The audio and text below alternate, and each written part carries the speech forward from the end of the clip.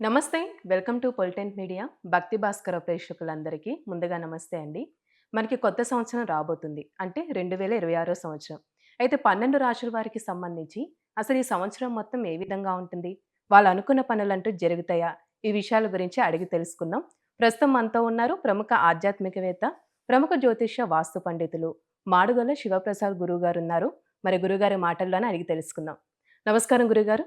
ఆశీర్వచనం తల్లి. గురువుగారు ఇప్పుడు మిథున రాశి వారికి ఈ 2026 సంవత్సరంలో అసలు ఏ విధంగా ఉంటుందంటారు? శ్రీ మహాగణాధిపతయే నమ. ఐం మహాసరస్వత్యే నమ. శ్రీ లలితాంబికాదేవియే నమ.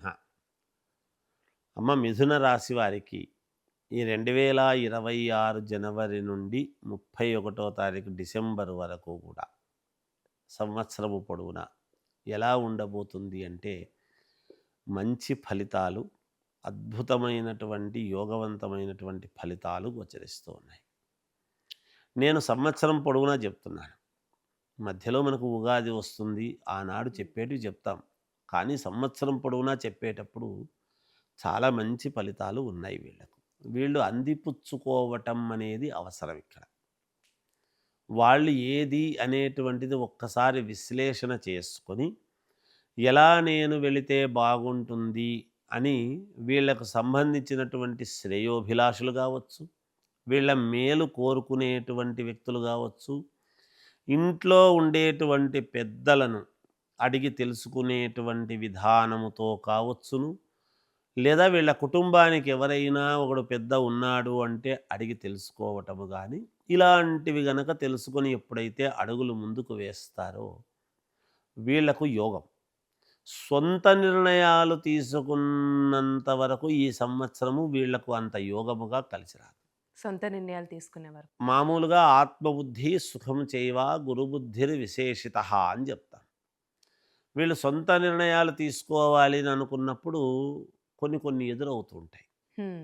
అదే ఎవరైనా ఇంట్లో వాళ్ళు పెద్దవాళ్ళు చెప్పింది కానీ, లేదా వీళ్ళకు ఒక గురువు అనేటువంటిది పెట్టుకొని అడిగి తెలుసుకోవటంలో కానీ, ఒక్క మాట అడిగి తెలుసుకుందాము అని అంతే. తెలుసుకుంటే ఓ చెయ్యి, నీకు పర్వాలేదు, నువ్వు ఒక్క మాట ఎప్పుడైతే వచ్చిందో చేశారో ఇంక వీళ్లకు ఎదురే ఉండదుగాక. ఆ పని సజావుగా నడుస్తూ పోతూ ఉంటుంది.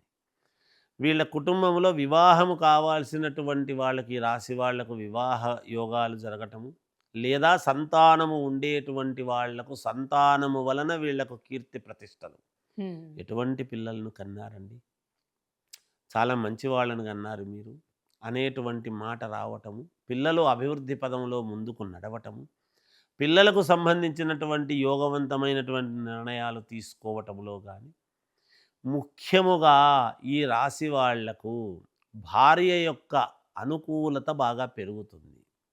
ఆడవాళ్ళకైతే ఈ రాశి వాళ్లకు భర్త యొక్క అనురాగము పెరుగుతుంది. ఈ సంవత్సరము చాలా అనుకూలవంతముగా భార్యాభర్తల యొక్క అన్యోన్యత అనేటువంటిది చెప్పొచ్చు.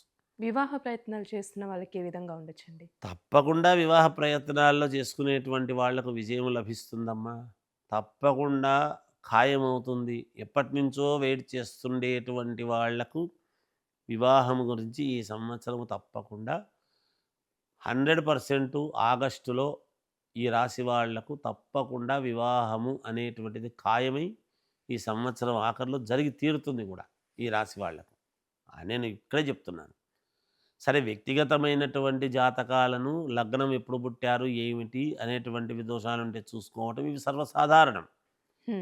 ఎదగాలి అనుకునేటువంటి వాళ్ళు ఎవరికి వాళ్ళు ఎప్పటికప్పుడు లగ్నాన్ని చూసుకొని వాళ్లకు నచ్చినటువంటి వాళ్ళ దగ్గర చూపించుకొని ముందుకు వెళ్ళాలి అనే ప్రయత్నాలు చేస్తారు, చేసుకోవచ్చు.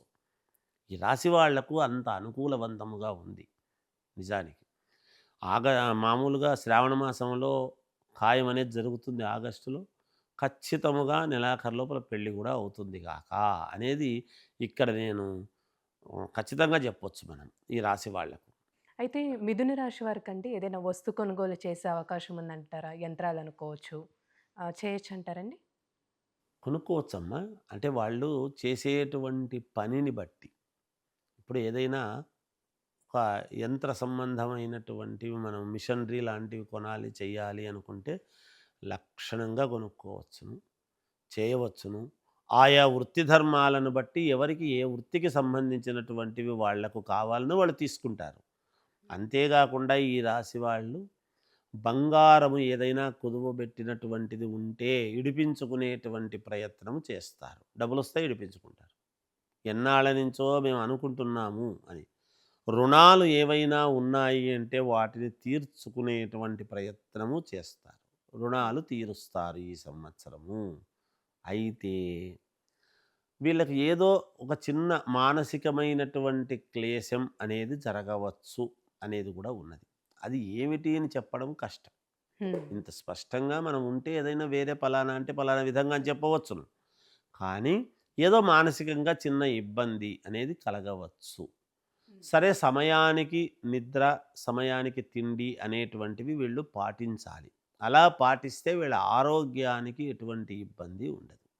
ఇంట్లో ఎవరైనా అనారోగ్యవంతులు కొంచెము బాగులేకను ఇబ్బందులు ఎప్పుడూ హాస్పిటల్స్ తిరుగుతూ ఉండేటువంటి వాళ్ళు, ఇలాంటి వాళ్ళు ఉంటారు. వాళ్లకు ఈ సంవత్సరము ఇక హాస్పిటల్కు వెళ్ళాలి అనేటువంటి బాధ లేకుండా కొంచెం ఉపశమనము లభించవచ్చును. అదొకటి ఉంది. మేలు జరుగుతుంది గాక. అయితే గురువుగారు ఇప్పుడు మిథున రాశి వారికి సంబంధించి సినిమా, రాజకీయ రంగానికి సంబంధించి ఎలా ఉంటుందంటారు? మిథున రాశి వాళ్ళల్లో, సినిమా వాళ్ళల్లో కానీ, టీవీ సీరియల్స్లో నటించేటువంటి వాళ్ళు కానీ కళలు ఉంటాయి. నాట్యము, నృత్యం ఇవన్నీ చేసుకునే, సంగీతము పాడేవాళ్ళు ఇవన్నీ కూడా ఉంటాయి. మనము చాలా చోట్ల చూస్తుంటాం. శ్రీ వెంకటేశ్వర స్వామి కళ్యాణ మహోత్సవంలో అనేక రకాల ఒగ్గు పాటలు, అనేక రకాల కోలాటాలు ఇవన్నీ ఇవన్నీ కళాకారులు కదమ్మా. అవునండి. వాళ్ళందరికీ చాలా మంచి యోగం ఉంది ఈ సంవత్సరము అనేటువంటిది తెలియజేస్తున్నాను.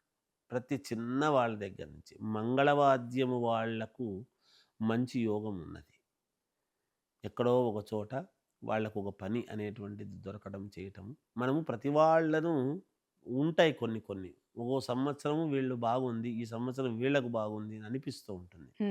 అలా కొంతమందికి చాలా వరకు ఈ సంవత్సరం ఈ రాశి గల వాళ్లకు చాలా యోగవంతముగా ఉంది. అంతేకాకుండా లాయర్లు ఉంటారు కోర్టుల్లో, జడ్జీలు కానీ, లాయర్లు కానీ, వీళ్లకు ఈ సంవత్సరము చాలా పని ఉంటుంది, బాగుంటుంది.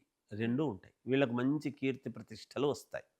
అయితే ఈ రాశి వారికి సంబంధించండి ఏ దేవుని ఆరాధన చేస్తే మంచిదంటారు? వీళ్ళు ఏ దేవుణ్ణి ఆరాధన చేస్తే వీళ్లకు ఇంకా మేలు జరుగుతుంది అని గనక ఒక్కసారి మనం ఆలోచన చేసినట్టయితే శ్రీ మహావిష్ణువును ఆరాధించాలి.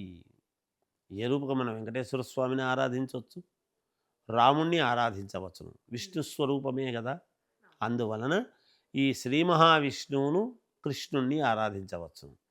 ఆరాధిస్తే ఈ సంవత్సరం అంతా కూడా చాలా మేలు జరుగుతుంది. 2 సార్లు వీళ్ళు హోమం చేసుకోవాల్సినటువంటి అవసరము ఏర్పడుతుంది ఈ సంవత్సరం అని తెలియజేస్తూ ఉన్నాను. చాలా చక్కగా తెలియసే గురుగారు. ధన్యవాదాలు. జయోస్తు.